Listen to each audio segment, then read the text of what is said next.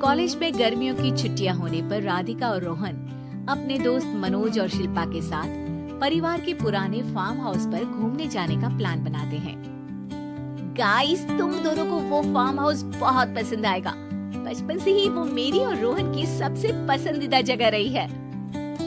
पर मैंने तो इतने सालों में तुम्हारे मुंह से कभी फार्म हाउस का नाम तक नहीं सुना। बचपन में फार्म हाउस जाते थे, लेकिन फिर अचानक सबने वहाँ जाना बंद कर दिया और वजह कभी किसी ने बताई नहीं। पर अब हम चारों मिलकर वहाँ धमाल करेंगे। इसी तरह बातें करते कुछ घंटों का सफर तय कर चारों शहर से दूर ऊंची पहाड़ी पर बने राधिका और रोहन के फैमिली फार्म हाउस पर पहुंच जाते हैं। वाह यार, ये तो बड़ा ही सुंदर है।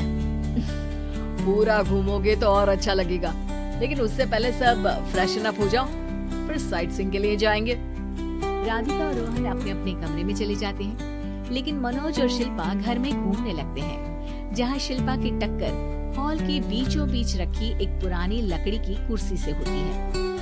आह, लग गई रे माता, इस कुर्सी को बीच में किसने रखा हुआ है? अरे तेरे स्वागत के लिए भूत ने रखा होगा। तुझे बात हंसी आ रही है? जब खुद टकराएगा तो पता चलेगा। हाँ ठीक है, पर अभी तो तू इसे साइड में रख दे। शिल्पा कुर्सी को एक कोने में रख देती है और वो दोनों भी अपने कमरे में चले जाते हैं, जिसकी थोड़ी देर बाद चारों बाहर घूमने निकल जाते हैं। इसी तरह रात हो जाती है। फार्म हाउस में वापस आकर वे लोग सीधा सोने चले जाते हैं। आधी रात को मनोज की नींद खुलती है। बड़ी तेज प्यास लगी है, पानी साथ लेकर सोना चाहिए था। अब रसोई तक जाना पड़ेगा। मनोज आंखें मलते हुए कमरे से हॉल में आता है और अचानक रास्ते में रखी कुर्सी से टकराकर जमीन पर गिर जाता है। अरे मर गया रे दादा। शिल्पा सही बोल रही थी, बड़ी तेज लगती है ये कुर्सी तो। और इसे दोबारा बीच में किसने रखा? मनोज एक बार फिर उस लकड़ी की कुर्सी को कोने में रख पानी पीकर कमरे में चला जाता है। अगली सुबह जैसे ही चारों की नींद खुलती है तो उन्हें अपने बेड के पास साइड टेबल पर चाय का कप रखा मिलता है, जिसे देख वो खुशी खुशी चाय पीकर तैयार होकर कुछ देर बाद हॉल में मिलते हैं। थैंक यू यार राधिका, मुझे नहीं पता था कि तू इतनी अच्छी चाय बनाती है। वैसे मुझे उस बैटी की बहुत जरूरत थी। ये और चाय, अरे इसे तो पानी तक उबालना नहीं आता। मतलब तूने हमारे लिए चाय बनाई क्या दोस्त? अरे चल पागल है क्या, इतना भी प्यार नहीं है मुझे कि तुम्हारे लिए बेड टी बनाऊं। चाय पर ये चर्चा करते हुए मनोज जैसे ही पीछे मुड़ता है तो एक बार फिर लकड़ी की पुरानी कुर्सी से टकराकर उस पर गिर जाता है। हाय रब्बा, अरे चाय छोड़ो, पहले ये बताओ कि इसे बार बार बीच में कौन रखता है? कल रात ही मैंने इसे साइड किया था। तो पहले ये बताओ कि चाय किसने बनाई थी?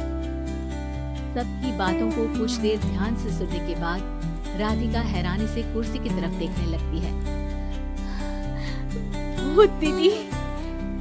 राधिका की बात सुन आपस में झगड़ रहे सारे दोस्त शांत हो जाते हैं। क्या बोला अभी तूने? अरे पर अब वो यहाँ कैसे हो सकती है? क्यों नहीं हो सकती? हमने यहाँ आना छोड़ा था, पर उन्होंने तो घर नहीं छोड़ा ना। और याद करो, ऐसे बेड के पास कप रखना और कुर्सी को कमरे के बीच में रखना, ये सब वही तो करती थी। ये तुम दोनों किसकी बात कर रहे हो? अरे जो भी हो, कुछ अच्छा तो बिल्कुल नहीं लगता। देखो, डरने की कोई जरूरत नहीं है। वो सालों से इस घर में रहने वाली भूत दीदी है। वो बचपन से ही हमारे यहाँ आने पर एक बड़ी बहन की तरह हम दोनों का ख्याल रखती है। ओए, पगला गया है क्या? शिल्पा, मुझे यहाँ नहीं रहना, तू भी मेरे साथ ही चल। ये दोनों तो पागल हो गए हैं। जहाँ मनोज डर से वापस जाने की बात कर रहा होता है, वहीं शिल्पा अपने फोन में बिजी होती है।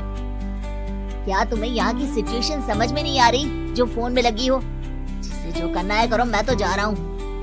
मनोज हड़बड़ाहट में अपने कमरे की तरफ जाता है, जिसके साथ राधिका और मोहन भी उसे रोकने के लिए पीछे पीछे जाते हैं, लेकिन शिल्पा वो तो अभी भी फोन में लगी रहती है। कुछ देर बाद जब वो तीनों दोबारा हॉल में वापस आते हैं तो शिल्पा को सबके पैक्ड बैग्स के साथ देखकर हैरान रह जाते हैं।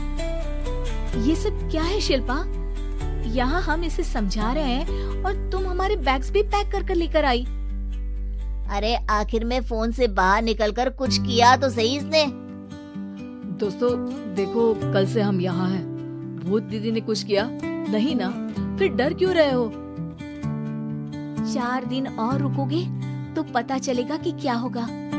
मतलब? इस पर शिल्पा उन तीनों को फार्म हाउस से बाहर लाकर फोन में पुरानी न्यूज का आर्टिकल दिखाती है। सालों पहले यहाँ रह रही औरत ने अपने दोनों बच्चों को सुबह सुबह दूध में जहर पिलाकर मार दिया और फिर हॉल में उस कुर्सी पर खड़े होकर खुद भी फांसी लगा ली थी।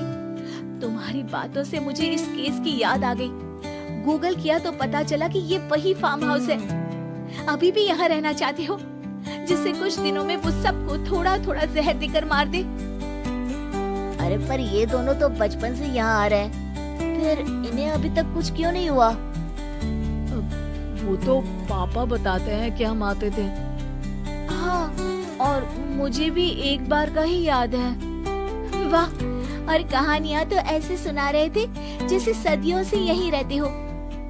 तीनों ये बात कर ही रहे होते हैं कि अचानक फार्म हाउस में से एक आवाज सुनाई देती है।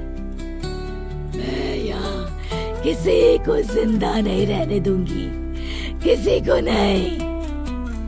बस ये सुनने की देर ही होती है कि चारों डर से कांपते हुए तुरंत कार में बैठकर वहाँ से भाग जाते हैं।